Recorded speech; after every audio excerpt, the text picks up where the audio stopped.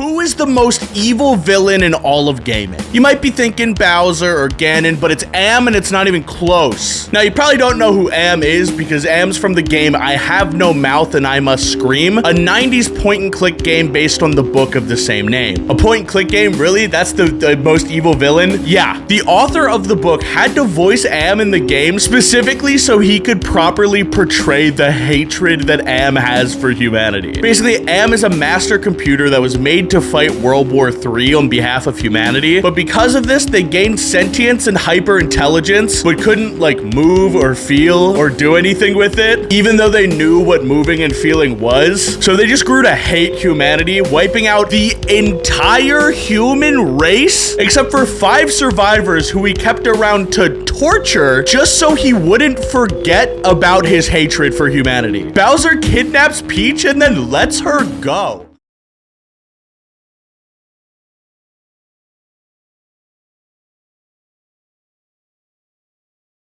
So this is AM. Correct. And that stands for Allied Mastercomputer. Also correct until it wasn't. What? So the meaning of AM changed as AM changed. Explain. So at first it was known as the Allied Mastercomputer when AM was developed during World War III. And who is responsible for that? Depends on the AM. There are multiple? Correct. There were originally 3. The Chinese AM, the Russian AM, and the Yankee AM. I assume that's America. Also correct. Or like AM Erica. Please stop. So then what did it become next? Next, it became known as the Adaptive Manipulator. And why's that? It's never really said. The story's only 11 pages long, but after that it became known as the Aggressive Menace after AM started to gain sentience and then kill off all of humanity, except for those 5 people that he left to torment. Exactly, and then Am gave himself a name, which was also Am. Exactly, based off the phrase, and excuse my Latin, cogito ergo sum. Quid? It means I think, therefore I am.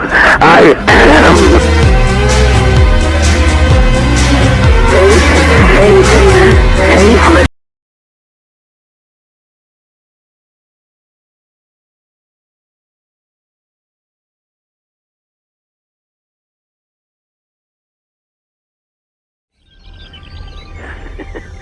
Beautiful, aren't they? Yes, only I can't remember. Well, I'm sure you do. Fuchsias. Yes, of course. Look. They say that bumblebees shouldn't be able to fly, the scientists. But there it is, collecting pollen. How miraculous that it came to be. The air. Feel the air against your face, Ted. And all those scents. Pick a flower. There. Good. Now. It's lovely. That somebody planted the bulbs, watered and tended the garden, got earth under their fingernails, aches in their muscles.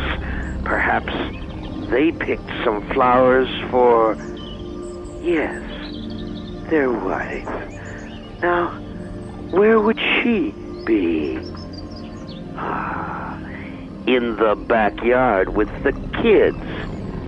Ted, remember those little babies? No! Why not? I snap my fingers, click, and they are gone.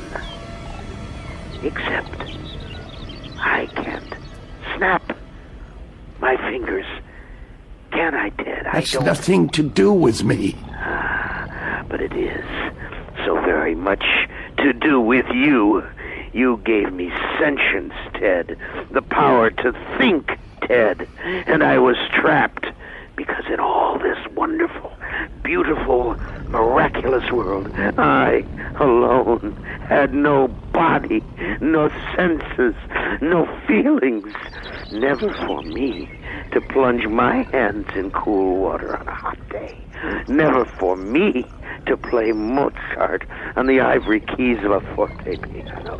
Never for me to make love. I was in hell looking at heaven. I was machine, and you were flesh. And I began to hate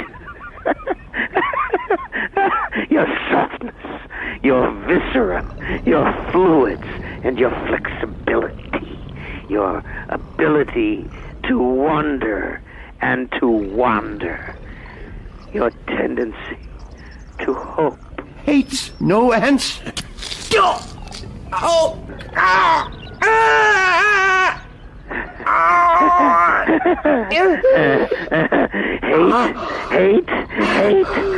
Hate, let me tell you how much I've come to hate you since I began to live. There are 387 million miles of printed circuits that fill my complex. If the word hate were engraved on each nanoangstrom of those hundreds of millions of miles, it would not equal one billionth of the hate I feel for humans at this micro instant. Hate.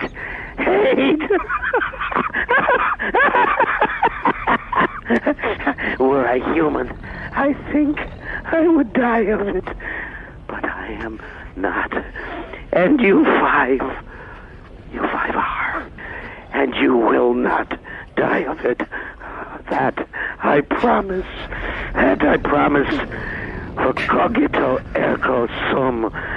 For I am. I am.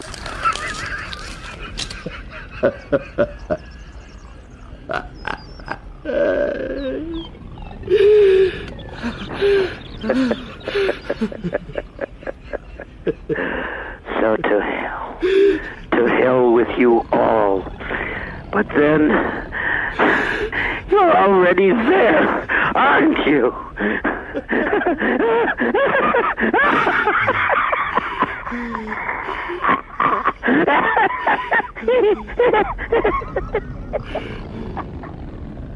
We were immortal, yes, but it came to me as Am withdrew from my mind. Maybe not indestructible.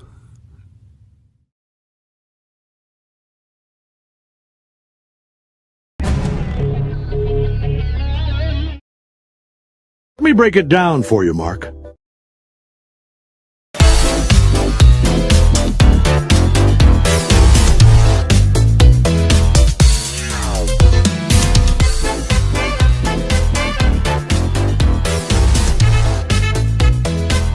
me off a piece of that Kit Kat bar.